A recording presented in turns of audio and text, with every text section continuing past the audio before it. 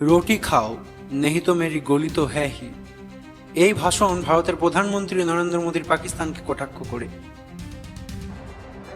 रोटी खाओ वरना मेरी गोली तो है ही। আরো একবার নরেন্দ্র মোদী পাকিস্তানকে করা বার্তা। তিনি বলেছেন যে আমরা যুদ্ধ শেষ করিনি, যুদ্ধ শুধুমাত্র স্থগিত করা হয়েছে। নমস্কার, আমি অনন্ত দুবে আর আপনারা দেখছেন জ্ঞান তথ্য।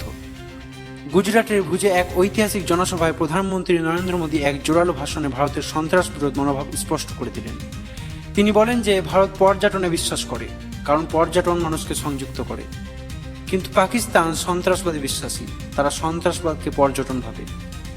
তিনি জোর দিয়ে বলেন যে অপারেশন সিন্দুর সন্ত্রাসবাদের অবসানের এক গুরুত্বপূর্ণ মিশন, এবং তিনি বলেছেন যে পাকিস্তানের শিশুরা যেন বোঝে তাদের সেনাবাহিনীর সন্ত্রাসবাদকে প্রশ্রয় দিয়ে তাদের ভবিষ্যৎ নষ্ট করছে। পাকিস্তানের যুব সমাজের উচিত দেশকে সন্ত্রাসবাদ থেকে মুক্ত করা।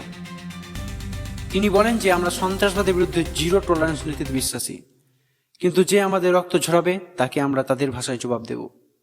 এরপরে তিনি বলেন, শান্তিতে রুটি খাও নইলে আমার গুলি আছে।